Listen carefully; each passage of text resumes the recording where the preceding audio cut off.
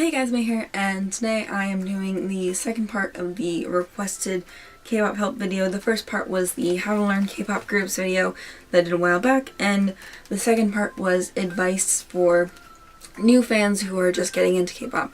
And I thought that it would be fun to do this video, this part of the video, a sort of letter to myself kind of format. I think that would be cool. I'm just gonna think that things that I would have wanted to say to myself 6 years ago when I found K-pop, and maybe this will be helpful for you, maybe it won't. I hope that it's helpful in some sense, and yeah, I'm just gonna go ahead and get started because I have a few things listed here. So the first thing that I would say to my newbie K-pop fan self is to listen to the groups that your friends suggest, but don't feel the need to absolutely love them. Don't be pressured to love them. When I first got into K-pop, my friends kept throwing groups at me and saying, look them up, look their music up. And one of the groups was SNSD, and they were going through their Genie kind of phase. And I just, at 14 years old, was just not into it. But I felt bad because I was like, oh, well, he gave me like all these songs to listen to, and the way that our relationship was I wasn't afraid to be like to him, like, I don't like this, like I don't like it. But even if you watch me at the end of every month and I sit here and I'm like, this is the best song ever, you need to listen to it, it's the best song ever. If you don't think it's the best song ever, then you don't think it's the best song ever, and that's okay. But I'm just saying that because I really like it, and I think that other people will enjoy it as well. And if it's not your cup of tea, it's not, because I've definitely been on the unpopular side of songs before. Trust me. The second thing, which I think is one of the most important things I've learned in my time as being a K-pop fan, is never ignore debuts. Debuts will surprise you. They will.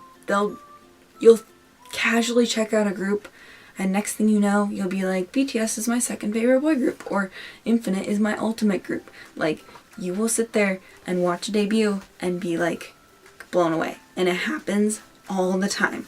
People will just ignore it. There's so many debuts, and I know there's so many. I'm not saying listen to every single one, but I'm saying if you have the opportunity to listen to something, just take 3 minutes of your life and listen to it. It's not going to kill you. It won't.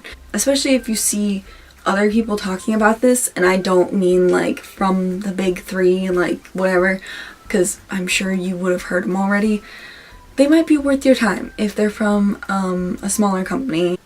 If I could go back in time and talk to my younger self, I would be like, there's this group that's gonna debut, and they're called Cross Gene, and you're gonna love every single one of their songs so much, but you're not gonna take 5 minutes and learn the group, and then you're gonna realize it in 2015, and then you're just gonna be so sad because you missed out on all those years with them. It's like the number one thing, not just about Cross Gene, but about everybody. Another thing is, listening to a song twice never hurt, because when BTS debuted, I listened to their song once, hated it, and then I came back later that day and listened to it again, and now they're my second favorite boy group, so, you know, that's how that worked out. The third thing that I would say to my former newbie K-pop friend self is, there's a difference between liking the company and liking the artist. Sometimes you won't like either, and sometimes you'll only like one, and that's okay. I have issues with a couple of companies, and it's so conflicting because I like the groups underneath those companies, but I want to support the groups, but I don't want to support the companies. Sometimes I just need to sit down and be like, it's okay. Like, you don't like the way this company runs, it's okay. You need to think that there's so many companies out there that you're gonna agree kind of with how they work, at least a little bit.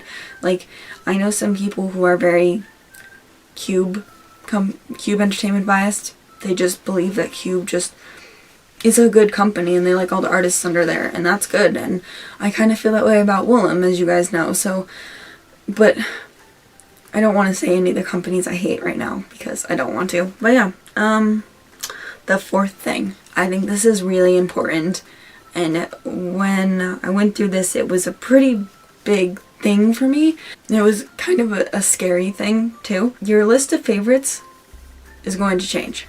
Your bias list is going to change. As more people come out, more groups debut, and other groups retire, your list is going to change. Possibly even your ultimate group. It's a scary thought, I know. Especially because anybody who's a collector like me, I am so happy that I wasn't a big collector until I had established these two as my only ultimates. Because when I first got into K-pop, Big Bang was my ultimate group. Told someone that the other day and they were like very confused. They came out with Tonight, which I own. I own that album because I was there for that comeback and I was very excited about it. And it's a good album, but I don't care for the direction that Big Bang has gone since then. And it happens. Your tastes change and their music style will change. I'm not saying that Big Bang's music is bad, I'm just saying I don't enjoy it as much as these two. And so it's one of those things that I had to be like, because at one point I was like, well, I just have 3 ultimates, and then I was like, no, we need to be real with ourselves. Like, it's not, Big Bang is not there anymore. They're not. And it was a scary thing. It was a very scary thing. It was after I started this channel, so at least 3 years or something after calling them my ultimates. They're 6 years, they're 5 years, so I guess it's really not that long if you think about it, but it happens. It happens, and it's really scary, and I think that I would like to go back to my former self and be like, it's okay. It's really okay. That's all I wrote down, but there are a couple other things I want to say, so I'm just gonna put the iPad away. One of them being that learning the Korean alphabet will be the best thing that you ever do. I learned it pretty soon after getting into K-pop because there weren't too many translations to English at that point. There were, but it was like a new-ish kind of thing, and I don't know. I had issues with it, so I learned the Korean alphabet. I've always been really good at languages. I actually learned Korean and French at the same time.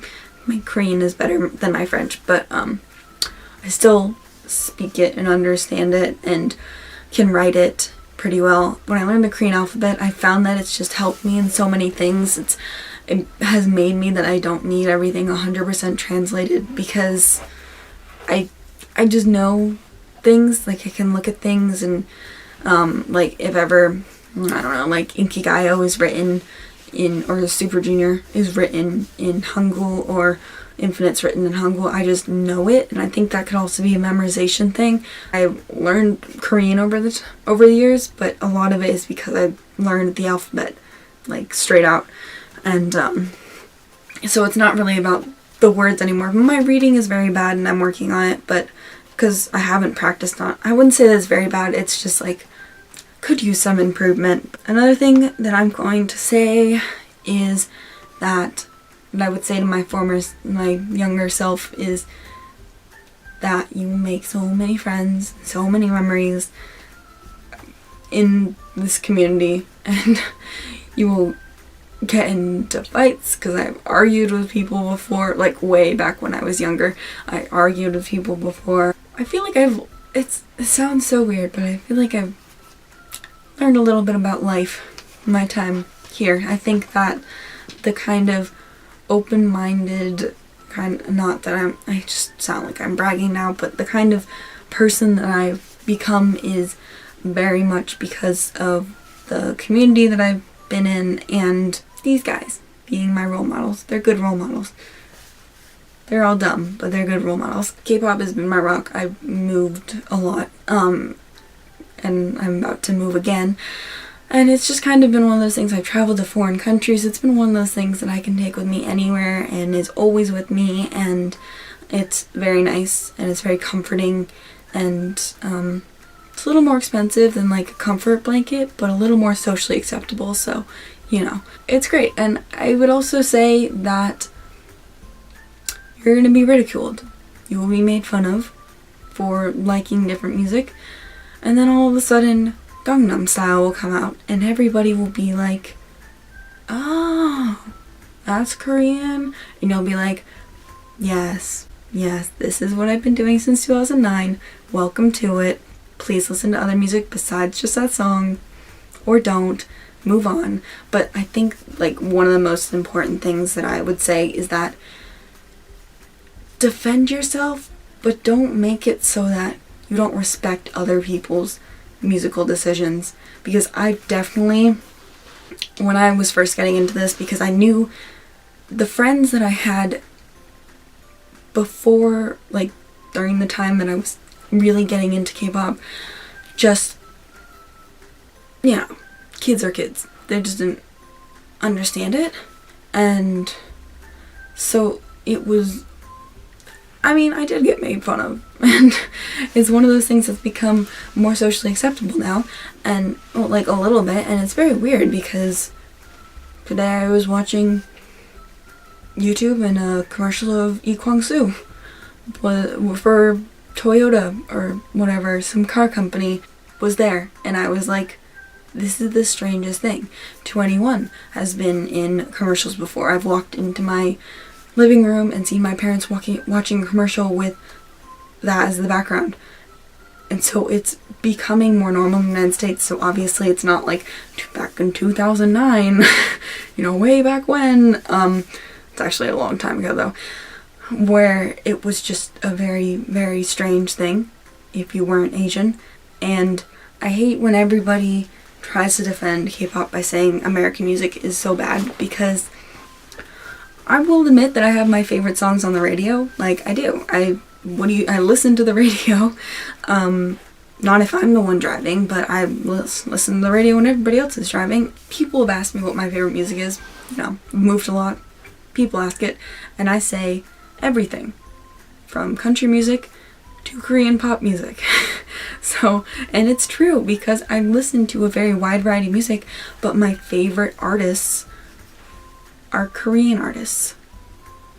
And so that's, you have to think of it that way. You can't think of it as American pop versus K-pop. It's like, okay, listen to what you want, but so is everybody else. Everybody's gonna listen to what they want, and that's the biggest advice that I could give you, is that it's not going to be accepted by every single person. It's going to be considered strange to people, and sometimes you will have family members come visit you, and they will walk into your room full of K-pop posters, and you will start talking to them, but they will just stare. And it happens. And you just need to sit there and be like, yep, and it's something I struggled with for a long time.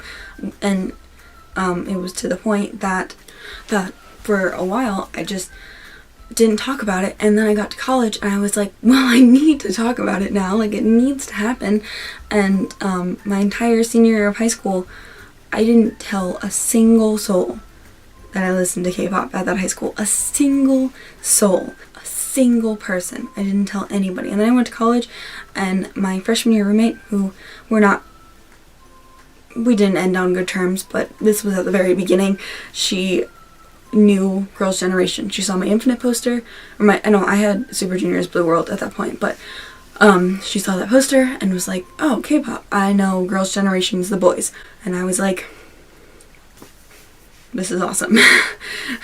She only knew that one song, and that's fine. And sometimes you'll get people like that who will be like, I know this one song, and that's it, and I have no desire to have anything else, and that's fine.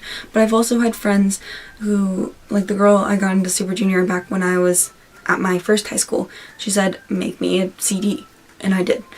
And she loved it. She loved them. It was just, it doesn't match with everybody, but for the people it matches with, it just matches really well. So don't feel the need to yell at people. Don't feel the need to fight with people over it. Just be accepting of what they like, and then hopefully if they are good people, they will be accepting of what you like. I'm still not as open about it, but it's one of those things that, like, if the conversation comes up, I will say it. And this girl came into my apartment, and she was hanging out with us for the night, and she saw my posters, and she was like, oh, you like K-pop? And I was like, yeah, I do. And she was like, oh, how come you just don't talk about it? I'm like, because I'm not going to stand in front of the classroom and yell, I like K-pop, everybody like K-pop like me. And I've never been that kind of person where I've pushed it on somebody else. But if the conversation comes up, I will say it. And I'm not ashamed to say it, because it's literally what I do. And also it helps that I understand a lot more Korean now, because then I just go to people and I'm like, well, I mean, yeah, I like understand it. And they're like, Okay. I would say that if you're that worried about it and people hit you with the "do you understand a" question, say yeah. Because you can just look up the English translations and they don't need to know. Unless they're Korean, then they will know, but you know, they don't need to know. Before I was like really good at Korean, I would lie about it and be like, yeah, I understand it. But now I do understand it. So that was like motivation for me to be like, well, now I really need to learn it. Because I'm telling everybody I know it, but I think I've talked enough. I am going to go watch Oh My Venus now. and love Henry because he's so adorable. And I hope that this video helped a little bit. Those are just things that I would say to my younger self 6 years ago, and I hope this helped a little bit with you if you're just getting into K-pop. Let me know if it did down in the comment section down below. And again, if other people have any other advice for this topic, leave it in the comment section down below as well. And if you have any other suggestions for any K-pop help videos that I can do, leave those in the comment section as well. And I will see you guys very soon. Bye.